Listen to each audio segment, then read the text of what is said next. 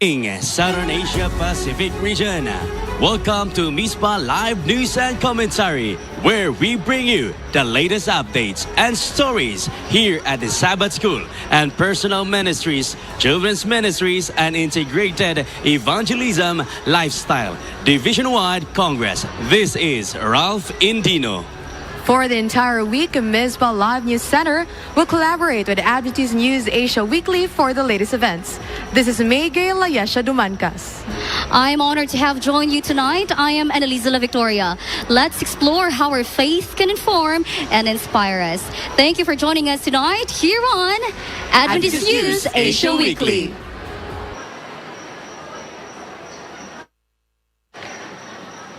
For the top news, division-wide Congress delegates approach enhanced traffic flow and regulations. Breakout sessions actively joined by the delegates. Sports and fellowship kicked off at MVC's sports field. And delegates will witness an array of musical performance for the Nights of Light and Fire. These and many more are the stories we gathered here on Mizpah Live News and Commentary for Adventist News Asia Weekly.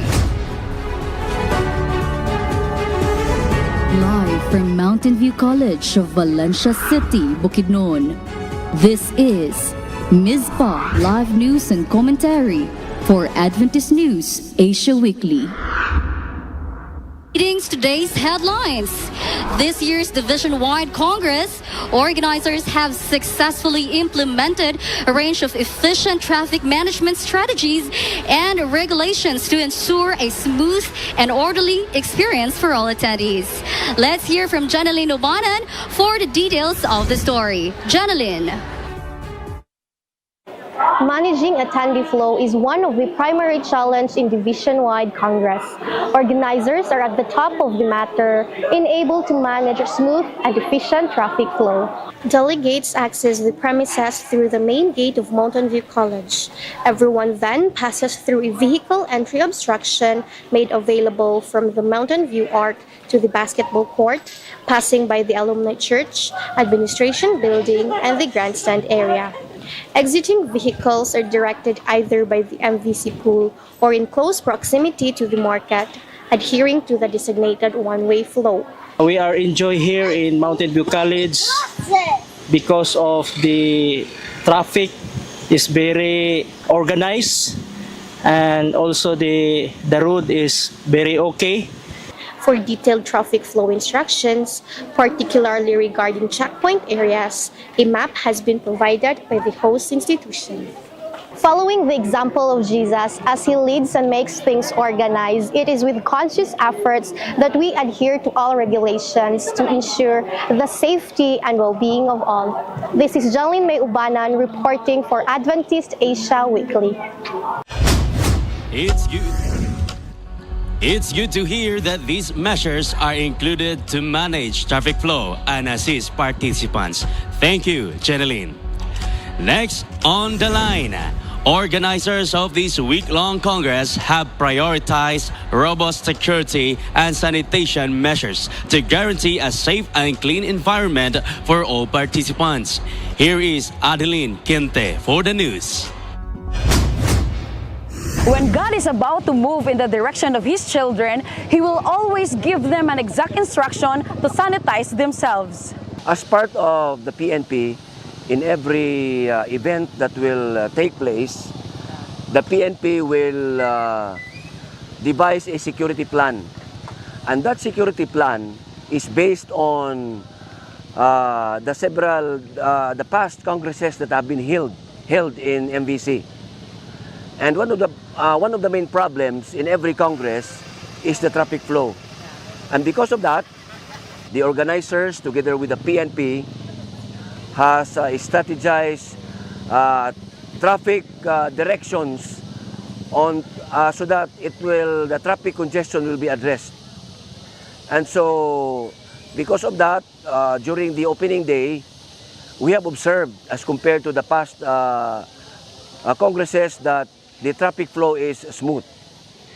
Like the past Youth Congress, as some of them have experienced that there was really a traffic congestion during the time. So as compared today, there was no problem with regards to the traffic flow. Yeah. How about the security, sir? Now, with regards to security, there are many PNP personnel that have been placed in different strategic areas around MVC campus to ensure the security and safety of every delegates. And because of that,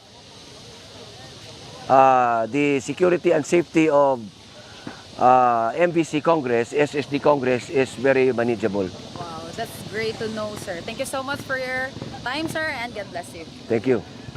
When it comes sa ato ang proper disposal sa ato ang mga basura, day one pa lang sa ato ang Congress, ang instruction nato sa ato ang mga delegado nga diin ilahang ilahi gyud ang matag basura nga diin ilahang mag-gather.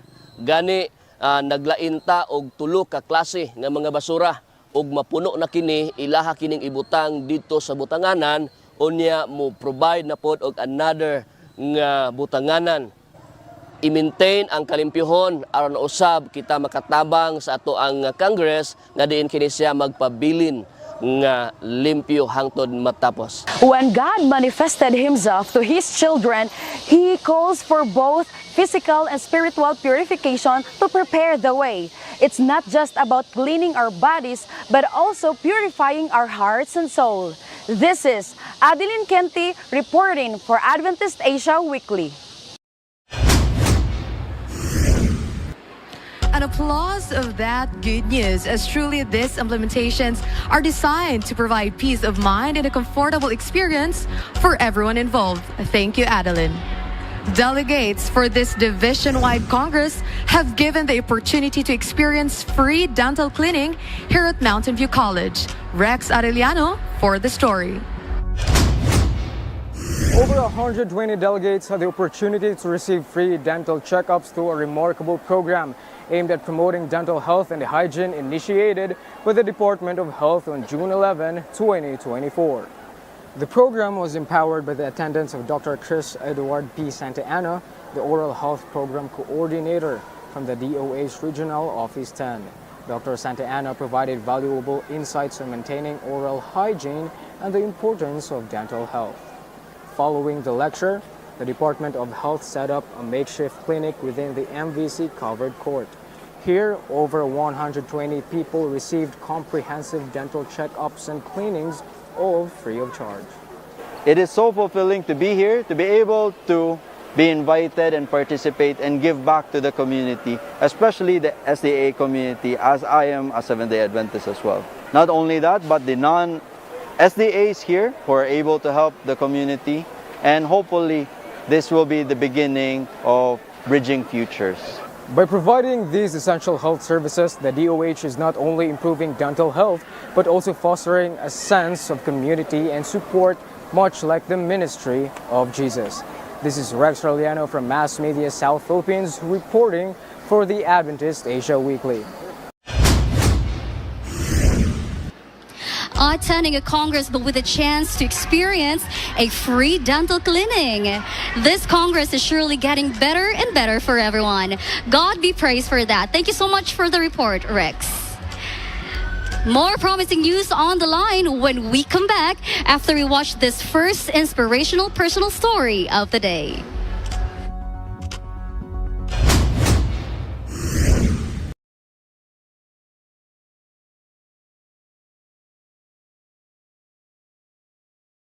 Amidst the cold breeze of mountainous air surrounding the heavenly place of Mountain View College lies a burning fire of faith and eagerness. Being the only Adventist in the family shows no sign of turning back as he gears himself ready to join the SSD-wide Sabbath School Personal Ministry, Children's Ministry, and NDRIEL Congress. Ako ang panganay nga anak amon pamilya nga nabaptize ako tuig 1993. Nakon pangidaron 17 anyos pala ako nga pangidaron.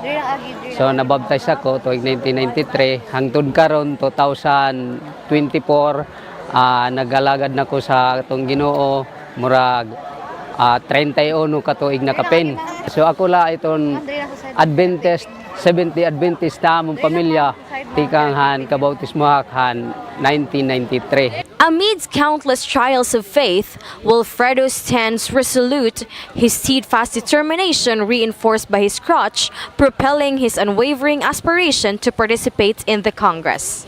Panahon na nga dool na ang pag-ani sa MBC, usa ka bisis nga ang akong amahan nadala sa ospital, tapos niadto ko sa ospital og diha na nagbiyahe ko kay nagmotor man ko sa akong motor diha sa kalsada na disgrasya ko tungod sa katulogon. Naningkamot gud ko bisan dako ang pagsulay sa akong kinabuhi, labi na sa akong kadisgrasya kay ingon ko basig dili na ko makaadto. Niampo ko sa Ginoo nga tabangan ko kay ang akong giampo nga tabangan ang akong amahan para maayo ang iyang gibati, para dili ba nga makadayon gyud ko diri sa MBC. Pagka Biyernes sa buntag mao na to milakaw mi diri paingon sa MBC. The Congress delegation turnout stands as a testament to individuals eagerly engaging with the mission of the church, viewing it as a preparatory step for the coming of Jesus. Their participation leaves us with a profound sense of hope, highlighting the unity and togetherness within the community. So dako na akong kalipay ug pagpasalamat sa Ginoo nga kadaghan ng mga tao nga niabot diri og niattend sa atong SSD Congress. Dako gud kaayo ang epekto sa akong kinabuhi, sa akong pagtuo nga pag-attend diri kay kanang mga kadaghan sa mga tao ba nga naningkamot makaadto sa langit. Mao usa gyud ang pinakadako nga tuburan sa atong kinabuhi nga makaadto ta sa langit. Bisan unsay ka lisod ug unsay ka dako sa mga pagsulay sa atong kinabuhi, naningkamot jud ta nga makaadto ta sa langit.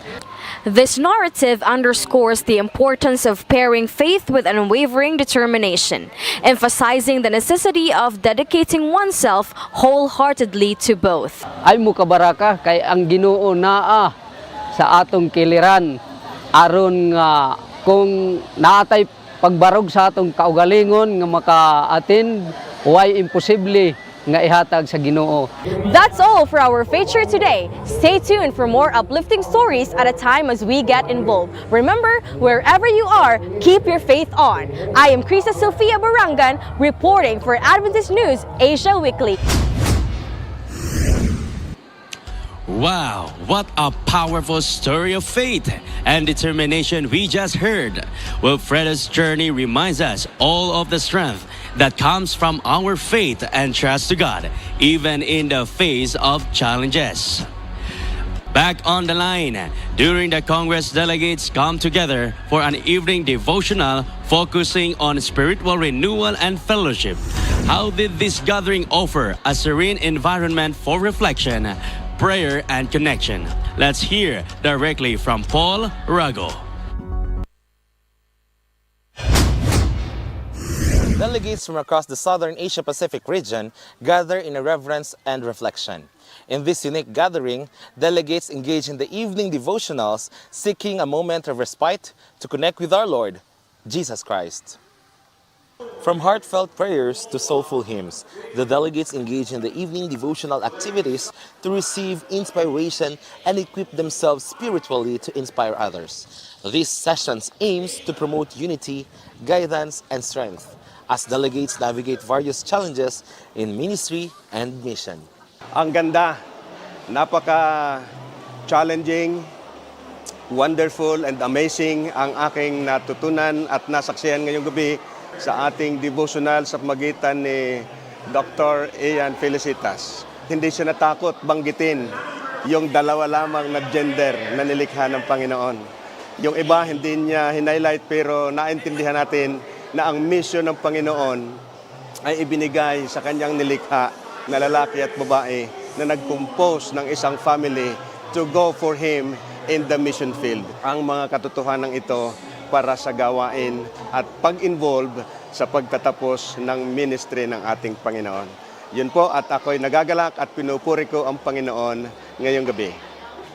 For everyone attending this Congress, their prayer is for this meeting to serve as a pathway to change lives through the messages heard and provide answers to life questions. This is Paul Rago reporting for Adventist Asia Weekly.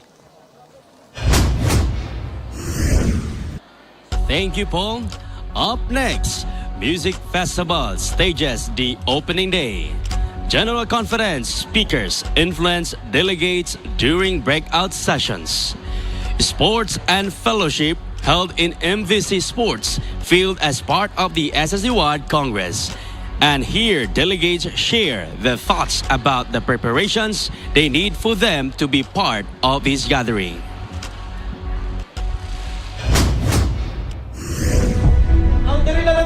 Dari letter O.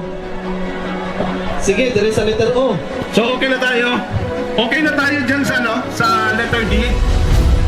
Mga master guide natin, please facilitate. We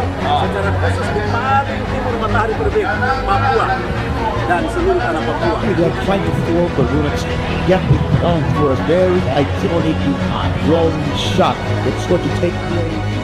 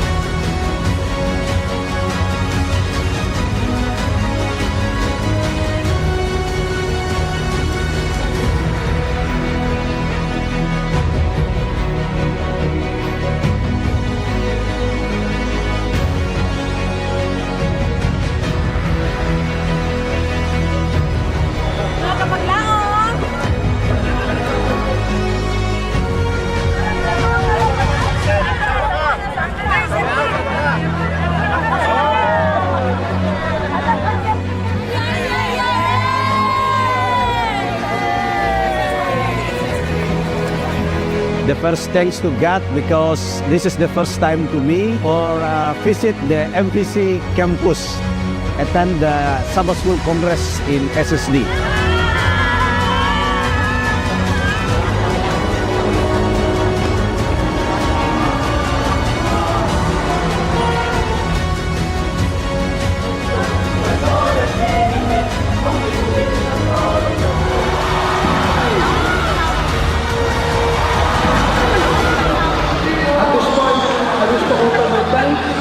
To the entire Seventh-day Adventist Church for the good work that you do.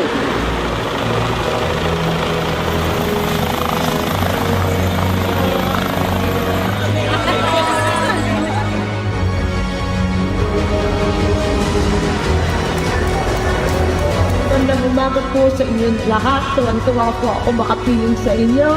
And I thank you for the privilege and honor of addressing your congregation and the Sabbath School Congress today. On behalf of NDRIEL, Children's Ministries Department, and the Sabbath School and Personal Ministries Department of SSD, we now declare this Congress officially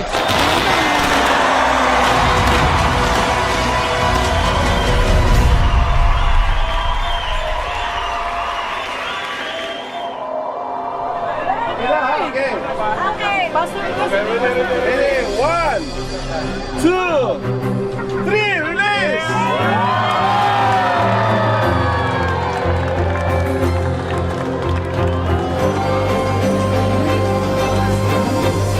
May enjoy namin sigurado itong Sabbath School Congress. Yun po ang aming inaasahan. At maliban doon, siguradong kami ay ma-uplift sa aming spirituality at kasama din yung kaisipan namin na kami ay makapag-inspire pag uwi namin doon.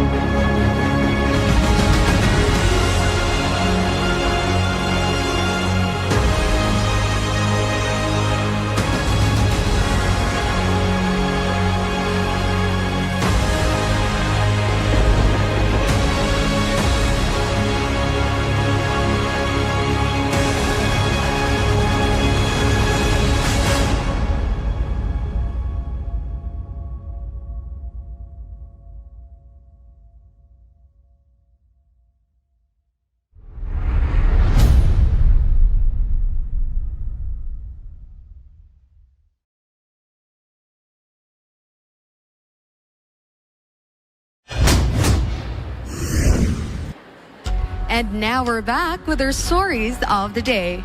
Indulging the delegates in another display of well-acclaimed display musical artistry, the music festival for the opening day commenced featuring a myriad of talented singing groups. Here's Mariah Flores to give us the details of the story. Music is just one step towards getting involved, and life without music would be dull. Yet here at SSD Wide Congress, music is alive. For over the years, Adventist people has been making songs, singing praises to the Lord, and full of wondrous stories that has touched people's lives until at present. Music can be expressed in many different ways. It could be through voice and playing various types of instruments.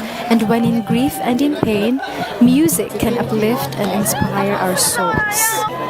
Okay, so the AP sang Magdiwang Magpuri, which is a song about unity. So we are really blessed to be a part of this big event, the Congress. So we wish everyone a good time here in MBC. Well, I feel very much alive because I see how much the crowd is reciprocating the energy of the performers. No, I felt really tense and pressured, but at the same time, we are so blessed. I feel very happy and very honored nga na ako diri karon sa MVC to share my talent so that I can inspire the kids, the people here. I feel so happy, excited, and blessed as well. And it is my first time attending in a big crowd. Well, it simply means that you have to be involved with the ministry. For us, it's the music ministry. It's clear that music and message have a profound impact on our gathering. The spiritual melodies of faith and music come together with angels glorifying the one who created music, our Lord Jesus Christ. I'm Mariah Gay Flores, reminding you to sing loud, serve proud, and get involved. Only here on Mizpah Live News and Commentary for Adventist News Asia Weekly. Thank you so much, Mariah. Indeed, that night is a night of dazzling lights and singing talents. Next on the line, during the breakout sessions at this year's division-wide Congress, influential speakers from the General Conference profoundly impacted with their insightful presentations and discussions. Here's Daryl Pepito reports. Aside from the insightful discussions in the plenaries and devotionals, delegates also participated in breakout sessions located in different parts of Mountain View College and also catering various topics. Delegates participated in various breakout sessions where each group engaged in different activities and discussions tailored to their specific focus areas, including those of the NDRIAL delegates, Sabbath School and Personal Ministry, and Children's Ministry delegates. As of June 11, 2024, the following topics: positive and proactive ways of disciplining members, the soul-winning Sabbath School teacher, leading children to Jesus Global TMI for Children, and Spirit of Prophecy were explored by the following speakers: Dr. Arlene Gavin, Pastor Daniel Ebenezer, and Dr. Orathai Chursan. One big emphasis of this Congress is how to disciple our members and keep them in the faith. So, like Jesus faced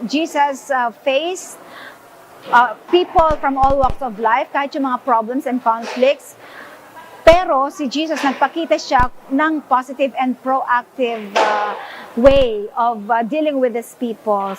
The breakout sessions help emphasize the importance of the development of the program specified to these following departments and to further enhance the unity and spirituality of the Seventh-day Adventist community. It has been just inspiring for us as we minister and share a discipleship process to you. Thank you so much for your commitment and dedication, and I pray that God's continuing blessings and providence will be upon you and your families. Through these breakout sessions, our brethren are enlightened and highlighted the importance of these following ministries in reaching our goal of our Advent aim to spread His word to all nations. This is Daryl Pepito from Mass Media South Philippines for the Adventist Asia Weekly. It's good to know that alongside the main plenaries and devotionals, delegates have been actively engaging in breakout sessions. Thank you, Darrell. For our story of hope, today we bring you the remarkable journey of Glenn Carl Acosta from being in a fraternity who once lived a life filled with darkness and vices. Now Glenn has turned away from his past and is now a dedicated missionary. Let's uncover how one's lost soul finds its way into the light of God.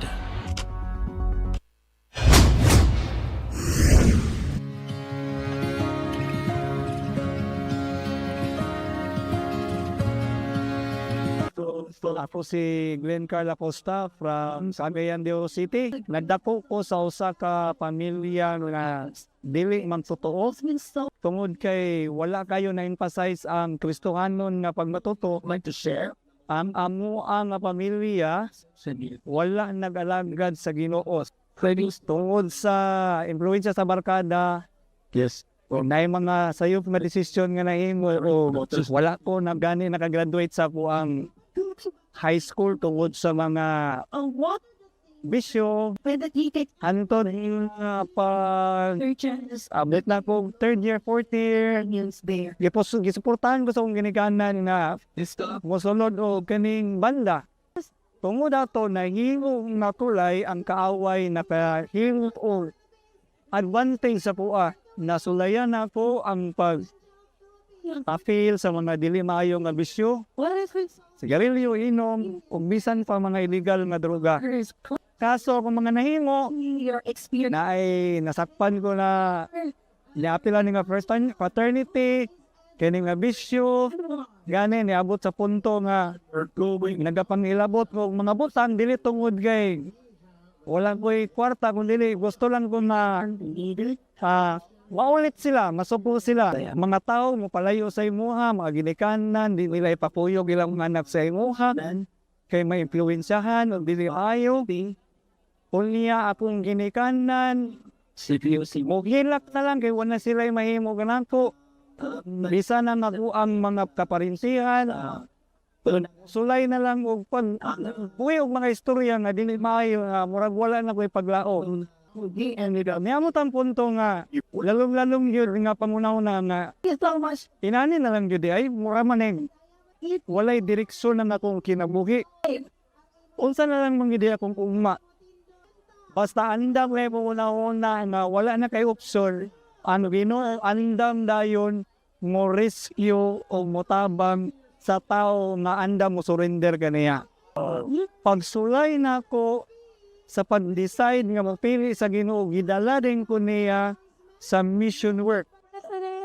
Sa diha nga ni-appeal ko sa ministeryo, sa SULADS, sa Amazing Facts, o karon currently na ako sa PAMAS, nagahatag o paglaong sa mga kabatanunan, mga kahigalaan nato nga parehan ako sa unang nga nawad lingkod o paglaong. Pinaagi sa kinabuhi nga gihatag sa ako, ako rin. So again, nabatunan karon nga pinaagi ay sa pagsunod sa kabungot sa Dios, kung pinaagi sa pagpili sa pag-apil sa iyang buluhaton, ang Ginoo po pinaagi sa iyang grasya, iyaha po kang luwason. Sa pagluwas kanako sa Ginoo, karon kining mga kamatanunan, kining mga lugar nga dapat nga nanginahanglan pa o ministeryo sa mga kamot na gamiton sa Dios, ang makatestimonya dyan po na pinaniagi ni kita magnabaton o tinud-anay nga kalipay nga di yun ni mo matilawan kung naaka sa kalibutan. Sa mga batanon, posible na ipipila nga nalibog sila kung unsang ilang dagat sila muna-una. Sama kaniadto kanako sa kaniadto, ihatag ang imuhang desisyon, imuhang panguna-una, imong kinabuhi sa Ginoo, o ang Ginoo mugiyag yun nimo. Through perseverance, faith, and the power of redemption, Glean's story reminds us that no matter how lost we may feel, there's always a path to redemption and a chance to embrace the light of God's love. Next on the line, sports and fellowship took center stage at the MVC Sports Field, serving as an integral component of the dynamic agenda for this year's division-wide Congress. Here's Yasifoy Padua for the news. The whole body is designed for action, and here at SSD Wide Congress, one of the anticipated activities is sports. Sports helps you stay in shape, teaches you how to organize your time, boost friendships, and builds relationship with your peers and adults. Sports also offer a variety of activities, including basketball, volleyball, badminton, soccer, tennis, sepak takraw, and frisbee. Participating in all of these activities balances your life physically, mentally, spiritually, and socially, enriching your overall well-being. We come together even if they are far from in their places, but we join together for this beautiful event so that we can foster and we can see the example that Jesus Christ has given to us. I'm here because I have someone that I want to cheer on in their play, especially in the sports volleyball. So yes, I'm very happy, and I'm so excited that they can get the title champion.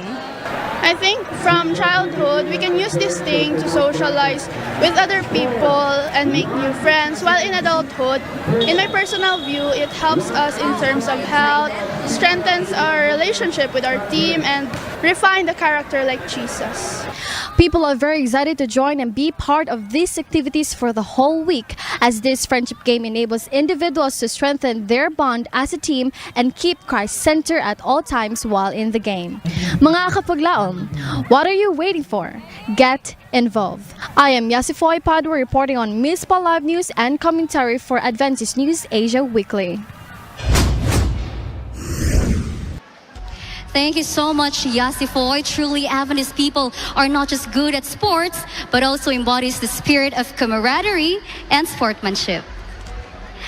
As we cover the latest stories of the hour, we also want to hear a more personal and fun side from our delegates. At this time, let's see who is getting a special shout out from their families and peers. Let's join Dessa for the special treat of the day.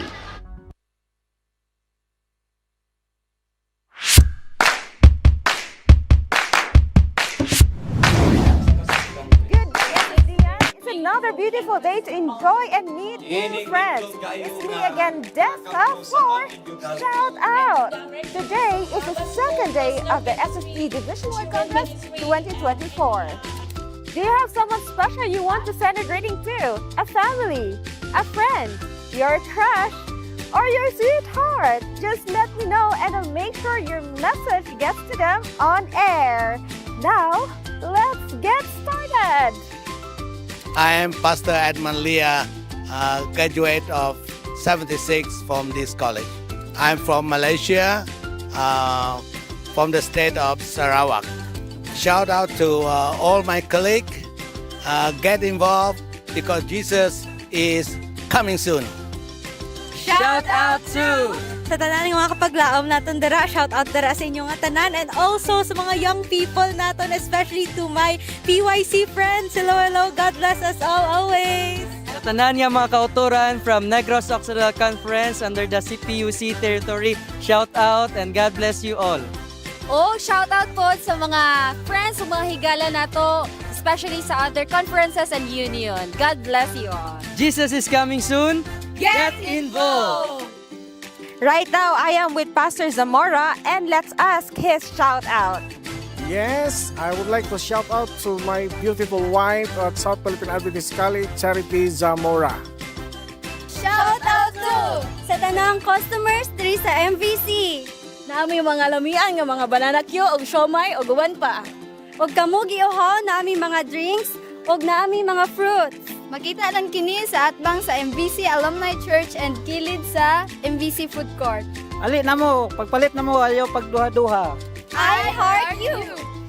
Shout out ko dira sa nag-sponsor mi sa amo sakyanan. Salamat kay sa mga Aguda family. Og akon po di shout out ang among pastor nga si Pastor Edelberto Voter nga salamat ko nga ginpadala ko diri og nagmalipayon ko, daghan gid ko na naminawan diri nga nakpa-inspire sa kuangan. Make sure to check on others. It's a great way to spice up their day. This is Desta. See you again next time here on Shout Out. I heart you. That was fun to watch. Thank you, delegates and Dessa. Throughout the Congress, delegates have undertaken extensive preparations as they participate in this monumental event. From meticulous planning and scheduling of the travel arrangements, attendees spared no effort to ensure their presence at this gathering. Let's hear first-hand accounts from delegates about their preparations and experiences with Adeline Kente. The momentum is building up moment by moment as delegates ready themselves for the opening ceremony of the much-awaited Congress. Now, let's ask around and hear it straight from the delegates about their excitement in the upcoming program. Let's go! Hello, sir. Good morning. Yeah, good morning. How are you today? I'm fine. By the way, sir, I am Adeline Kente. How about you? I'm Chandra Ilumba. Nice meeting you, sir. Nice Where meeting are you you too. from? I came from Santa City and representing the Southern Mindanao Mission. Wow. So, what are your preparations for the opening program of this event? In terms of preparation, a lot to be prepared for this event. Number one, yourself. Because of sleepless nights, preparation for your food, Yes. especially here in Mountain View College, water. Yeah, exactly. Comfort rooms, you need to prepare for it. Yes. No? Then you need to prepare for your booth as well to represent your mission. Then you might be able to make it presentable. Yes. But you see that different, both around us are not yet finished. But Yes. today, hopefully, we're going to finish it. Okay, thank you so much for sharing your preparation, sir, and God bless you. Hello, ma'am. Good morning. Good morning, too. How are you?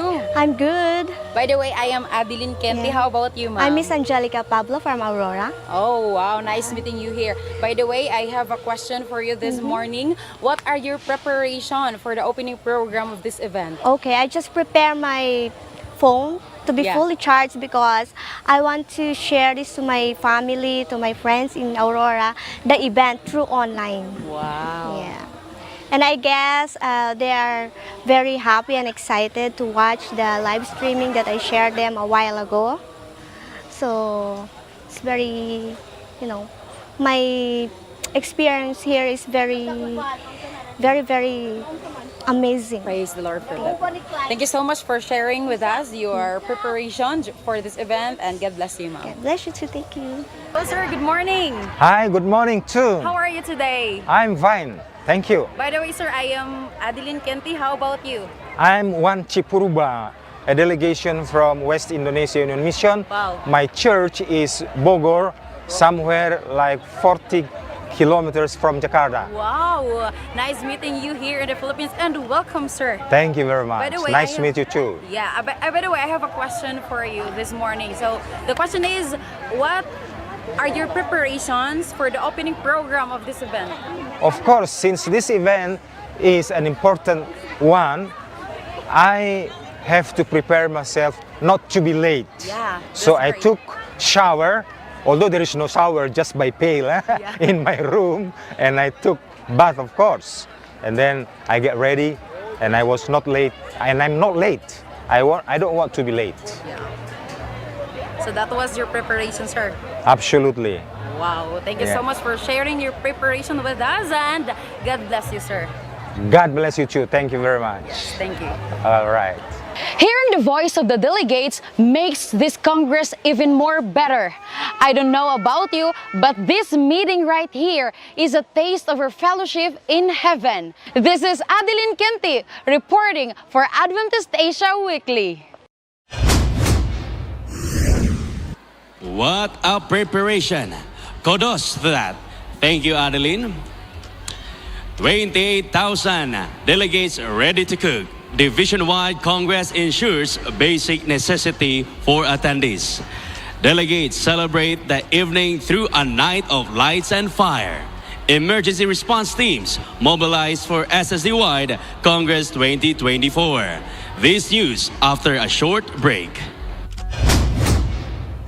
Yes, congratulations to everyone. And we're here in Mountain View enjoying the cool weather, enjoying the food, and of course the conviviality and many happy crowds that are joining us today on the very first day. We already have 40,000 people, and I'm certain that as the week progresses, we will have 100,000.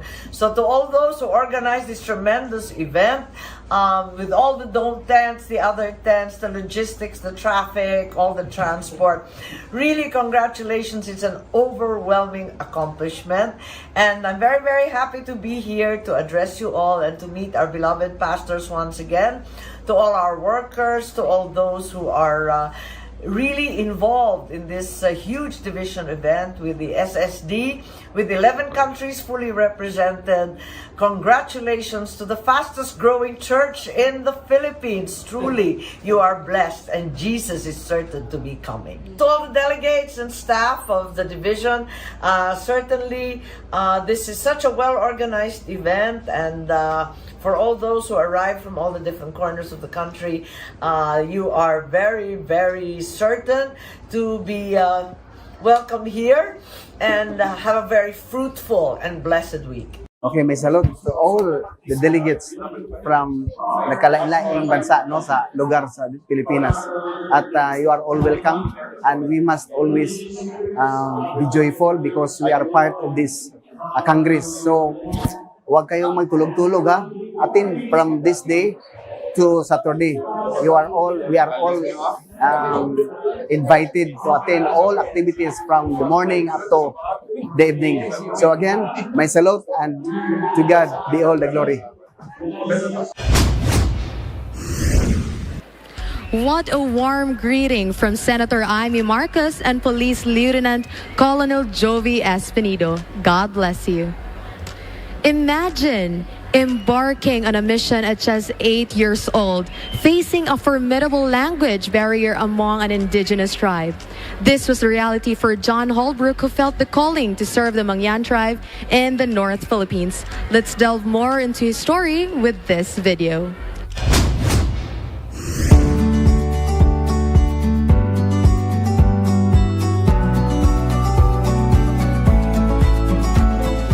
I'm John Holbrook, and I came here to the Philippines as a missionary with my family when I was 8 years old. When we first came, we arrived to be missionaries to a tribe called the Mangyan on the island of Occidental Mindoro that was completely unreached. At that time, there were no Christians, there were no Adventists in the tribe. When we first came, coming from America, of course, we didn't speak the language, and there were no Mangyan that spoke English. It took us, even though it only took 6 months to learn Tagalog, it took us almost 2 years to learn the Mangyan language because of those barriers. But we persisted, we endured, we kept working at it, because what we found is that even those that did know Tagalog, the lowland language, when they would get really sick, when there would be a major crisis, the only language they could use was their own heart language. And we knew that if the gospel was to reach their heart, and if we were to overcome those barriers of distrust that had accumulated over the years, we needed to be able to speak their own heart language. And so we persisted until eventually we were the very first ever to learn their language. And we found out years later, after the church had been established, after leaders had been trained, after they were multiplying and planting more churches on their own, that really it was the learning of their language that was the key that built the trust that allowed them to accept the gospel message and then to continue on now to where the 4 churches that we have planted by God's grace have grown into 45 churches planted by their own people, and they continue to grow in missions. But you know, before I had entered into this mission, I had made a commitment to the Lord that I would not leave unless the work was finished or God Himself removed me. And so I endured, I kept on going, I kept on especially learning the language to try to overcome that distrust and demonstrate to them that I really did have their best interest in mind. But by God's grace, when they did learn to trust me, and when we did develop that deep relationship, I was able to share Jesus Christ with them. And today, they are happy in the Lord and have found deliverance from their fear and from the spirits, really, the demons that haunted them for so many years. So for those of you who are missionaries, who are in the Lord's work, and you're also facing challenges, you may be facing challenges like I did with learning the language and overcoming those barriers of mistrust. I would encourage you really to be as incarnational as possible, to be like Jesus did, to live with the people, to live like the people, to speak the language. Really, it's a lot of work, but invest the time and the effort to learning the language and to understanding who they are at the deepest level. It is really a tool that God to bridge the gap when we're working cross-culturally and to bond us together so deeply that the gospel message is able to reach those people. I'm John Holbrook, and I train trainers who start church planting movements, resulting in reaching the unreached.